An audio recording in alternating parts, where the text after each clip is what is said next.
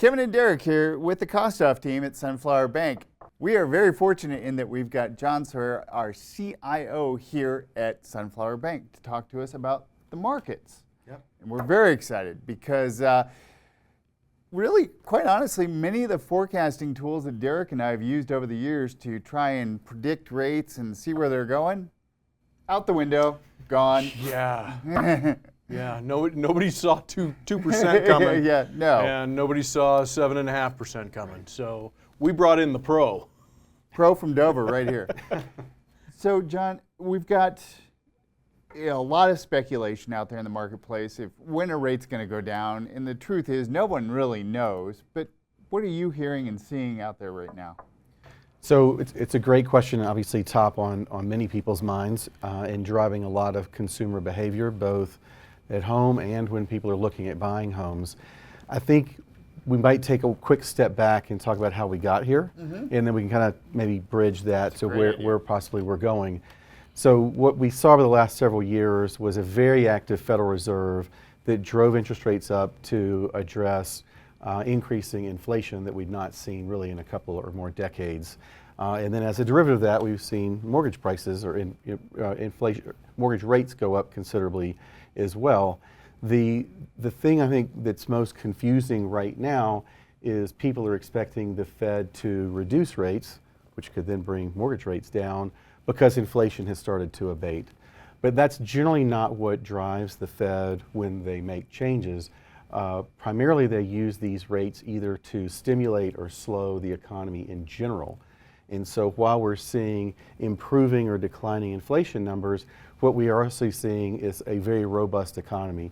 Expectation is that second quarter GDP is going to be running right around 3%. We have wage growth running at about 4%. We have pretty robust consumer spending overall. We have unemployment around 4%. These are not conditions that would suggest that the Federal Reserve is ready to lower rates just because we're seeing the improving inflation outlook. So as long as our consumers keep spending over their means, because we see it all the time too, Sure. And right? credit card debt is at all-time highs. Right? And we're at near capacity for employment, those are going to hamper any ability for the Fed to make a move. I think so, and I think there's then the potential cascade effect, and I know the two of you see this all the time, but if and as rates start to fall, what do we think people are going to start doing? Rushing into the market. Trading homes, right? And what happens when you buy a house, right? You buy a television, a sofa, a new kitchen, right? So all of a sudden we're driving more demand, which then puts more pressure on inflation, which is what we're trying to dampen down.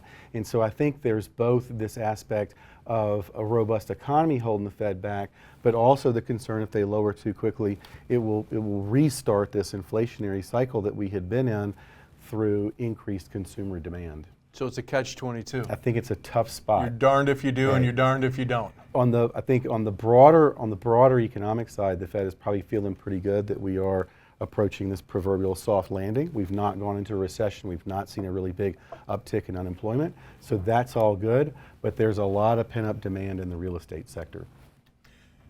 Well, clearly you're the smartest guy in the room.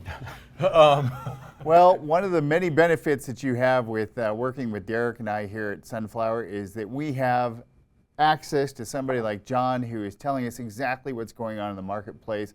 So when you're ready to buy, give Derek and I a call here at Kostoff Team at Sunflower Bank.